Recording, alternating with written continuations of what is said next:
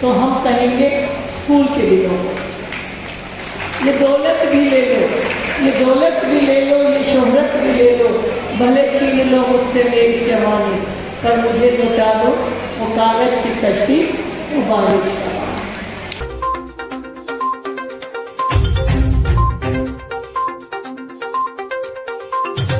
अध्यापक के रूप में काम किया है और आज अध्यापकों के विद्यार्थियों के बीच में हूँ तो लगता है अपने परिवार में, अपने प्रोफेशन में हूँ।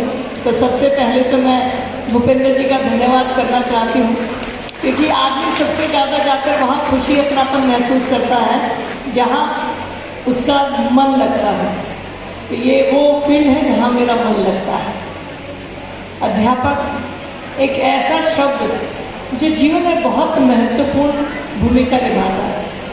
आज भी हम सब जो यहाँ बैठे हैं, स्कूल को चाहे पीछे छोड़ आए, लेकिन स्कूल के टीचर्स की दो कैटेगरी माइंड में बनी हुई है। एक जिनको सोचते हुए श्रद्धा से इतना सिर नम्र करता है कि लगता है वो नहीं होते तो शायद आज हम भी यहाँ नहीं होते, और कुछ के लिए लगता है कि उन्होंने कुछ और मेहनत की होती तो शायद और अच्छा होता। लेकिन ये व्यक्ति के ऊपर डिपेंड करता है कि वो अध्यापक के रूप में काम करता है या अध्यापक से कब वो गार्जियन बन जाता है। और ज़्यादातर टीचर गार्जियन बनते हैं, मैं इस बात का भी यहाँ पर गवाही दे सकती हूँ। वो बच्चे जो क्लास के अंदर होते हैं वो कहीं ना कहीं मन के अंदर होते हैं। यहाँ पर विद्यार्थियों को भी सम्मानित किया जा रहा है। मेरा यहाँ पर उपस्थित माता पिता और विद्यार्थियों से कहना है कि आप अपनी ज़िंदगी के सबसे बेस्ट टाइम को जी रहे हैं। ये वो समय है जब आप जो बनना चाहते हैं आप बन सकते हैं। इस समय आपको आपका परिवार, आपका स्कूल सब लगता होगा कि छोटी सी दुनिया है, हम कब इससे बाहर निकलेंगे। लेकिन आज यहाँ पर पहुँचकर मैं कह सकती हूँ कि आप अपनी ज़िंदगी के बेहतर दिनों को जी रहे हैं। हम में से जो सफलता प्राप्त किए हुए लोग यहाँ बैठे हैं, चाहे वो प्रिंसिपल्स हैं, टीचर्स हैं, ये यहाँ पे आदरणीय पवन जी, शर्मा जी, वर्षी, मैं भी चाहे हूँ या भूपेंद्र जी हूँ, हमसे पूछो कि जीवन में आप अगर आपको मौका मिले कि आप कौन से दिनों को दोबारा देखना चाहते हैं, तो हम कहेंगे स्कूल के दिनों को। ये दौलत भी ले लो, ये दौलत भी ले लो, ये शोहरत भी ले लो, भले छीन लो मुझसे मेरी जवानी, पर मुझे लौटा दो वो कागज की कश्ती, वो बारिश का पानी। तो आज वो कागज की कश्ती, बारिश का पानी आपके लिए साथ है। आपसे मेरा निवेदन है कि आज समय बदला है, अपॉर्चुनिटीज बहुत आई हैं। हमारे टाइम में बीकॉम का मतलब सिर्फ दो ही होते थे, या तो बीकॉम पास या BCom honours. But this time you have a lot of choice in the subjects. There are so many things you can do along with your studies. And in this new NPA, the government has allowed 2 degrees at one time. So there are so many things that you can avail for your teacher.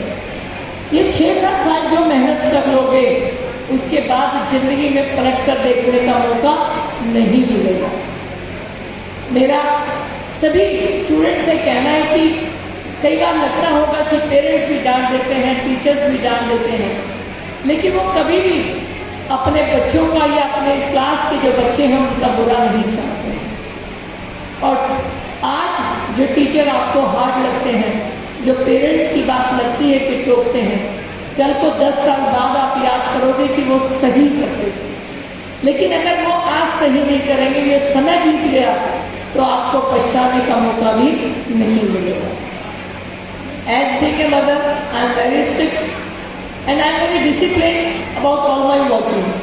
मेरी बेटी मुझे कई बार कहती है, मम्मा don't you think that you are a hard mother? And I always reply her, हाँ मैं हूँ, but उसका एक कारण है। जब हम पेड़ पौधे लगाते हैं तो उसके लगने के 2 तरीके हैं।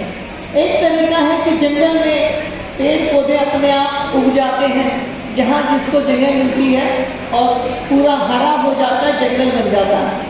और दूसरा तरीका होता है कि हम बगीचे में पेड़ पौधे फूल लगाते हैं, लेकिन जब वहाँ पर लगाते हैं तो हम उसे तरकीब से लगाते हैं, कहाँ लगाना है, कब उसमें खाद देना है, कब पानी देना है और कब उसकी कटाई छटाई भी करनी है। लेकिन अगर हम कहें किसी व्यक्ति को कि आप जंगल में जाओगे या बगीचे में, तो जंगल में जाते वक्त आदमी घबराता है, लेकिन उसका मन होता है कि मैं बगीचे में जाऊँ। तो मैं उसे यही कहती हूँ कि हम तुम्हें जंगल नहीं बनने दे सकते, हम तुम्हें बगीचा बनाना चाहते हैं, इसीलिए तुम्हें हम खाद पानी देते हैं, लेकिन समय समय पर जब जरूरत होती है तो कटाई छटाई भी करनी आवश्यक है। और हम तो उनको ये भी कह सकते हैं कि हमारी जनरेशन में तो वो दिन देखे हैं जब कटाई छटाई का कारण भी पता नहीं होता था और ढंग से हमें काट पाट किया जाता था घर में। आजकल तो फिर भी बच्चों को शाम को एक्सप्लेन करना पड़ता है कि आज दिन में डाटा क्यों था, लेकिन हमारे टाइम में तो कोई एक्सप्लेनेशन नहीं। मेरा सभी टीचर से रिक्वेस्ट है कि ऐसा कोई बच्चा नहीं होता जिसके अंदर कोई खासियत ना होती। और आज तो पीएम प्रधानमंत्री नरेंद्र मोदी जी ने इतने एवेन्यूज को खोल दिया है कि आप पढ़ाई में नहीं, आप स्किल में है, स्किल में नहीं है तो आप कोई इंटरेस्ट रखते होंगे, हॉबीज होंगी, और वो नहीं तो आप खेल में चले जाइए, कहीं भी जाइए, मेहनत करिए, आपको परफॉर्म करिए, आपको मौका मिलता है। तो मेरा सभी टीचर से रिक्वेस्ट है कि वो क्षमताओं को पहचाने। ये सत्य है कि मछलियों को उड़ाया नहीं जा सकता, चिड़ियों को तैराया नहीं जा सकता, लेकिन मछली और चिड़िया दोनों जब अपनी अपनी फील्ड में आती हैं तो बेहतर करती हैं। तो मछली हो या चिड़िया हो, सबको उनके हिसाब से स्थान मिलना चाहिए। और भारत वो देश है जिसकी संस्कृति और जिसकी साइंस हमेशा बहुत आगे रही। जब हम बात करते हैं महाभारत की और हम कहते हैं कि महाभारत को संजय ने दिखाया पूरा, आंखों देखा, किसको? जिनको देख नहीं सकते थे, दुर्योधन जी के पिताजी को। और जब दुर्योधन और उनके पिता सब देख रहे थे, दिखा रहे थे उनके पिता को संजय, तो कोई तो वीडियो कॉन्फ्रेंसिंग हो रही होगी, कहीं से तो वो भी देख रहे होंगे, ऑडियो विजुअल सिस्टम कोई तो रहा होगा। आज क्लाउड कंप्यूटिंग की बात होती है, लेकिन कालिदास ने तो मेघदूत एक पत्र अपनी प्रेमिका के नाम बादलों पर लिखकर उस समय भेज दिया था। तो जो क्लाउड कंप्यूटिंग आज आई है, उस क्लाउड कंप्यूटिंग में तो कालिदास जी ने अपने समय में ही भारत में इंट्रोड्यूस कर दिया था। तो ये भारत है जहाँ पर शुरू से ही साइंस बहुत आगे थी, और अब बेटियां और बेटे दोनों में कोई अंतर भी नहीं है। लेकिन मेरा एक निवेदन है, ये वो क्लास बैठी है जिसके ऊपर सोसाइटी की रिस्पॉन्सिबिलिटी सबसे ज़्यादा है, teachers as well as students. तो मेरा आपसे निवेदन है कि अगर हमारे कॉन्स्टिट्यूशन में हमें अधिकार पढ़ाए जाते हैं तो कर्तव्य भी पढ़ाए जाते हैं। तो सिर्फ अधिकारों की चिंता मत करिए, अधिकार तो दूसरे को देने हैं, मेरा कर्तव्य क्या है मेरे देश के लिए, ये अगर हम चिंता करेंगे तो संविधान में लिखे हुए भारत की कल्पना अपने आप साकार हो जाएगी। तो इसीलिए अधिकार और कर्तव्य में जब मांगने की बात आ जाए तो कर्तव्य पूरा करने का स्थान मांगना चाहिए, अधिकारों की चिंता नहीं करनी चाहिए। आज भारत विश्व गुरु बनने की तरफ फिर से बढ़ रहा है। विश्व गुरु का मतलब सिर्फ ये नहीं होता कि आप हथियारों से जीते। 100 से ज्यादा देशों में कोविड की दवाई मुफ्त देकर हमने उन लोगों के दिलों को जीता है, और ये भी विश्व गुरु बनने की तरफ एक कदम है। तो आज भारत की अगली पीढ़ी तैयार है उड़ान भरने के लिए, और उस तैयार में ये मत देखिए कि किसने क्या नहीं किया, सिर्फ एक ही सवाल कि जो मेरा काम था वो मैंने किया कि नहीं किया।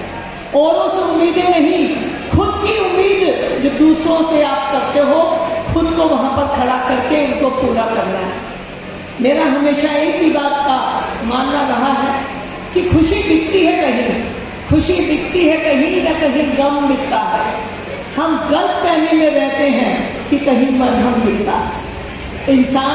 इंसान ख्वाहिशों से बंधा हुआ एक चिट्ठी परिंदा है, उम्मीदों से ही घायल है और उम्मीदों पर ही जिंदा है। तो हम इस उम्मीद पर जिंदा है कि भारत हम सब के साथ मिलकर फिर से विश्व गुरु बनेगा। और भारत किसी भूमि का नाम नहीं है, भारत है आप, भारत हूँ मैं, और भारत है हम। तो इस हम में अध्यापक और विद्यार्थियों को सम्मान का कार्यक्रम देकर अपनी भूमिका के प्रति सचेत करने का कार्यक्रम मेरे भाई भूपेंद्र गुप्ता जी ने किया है।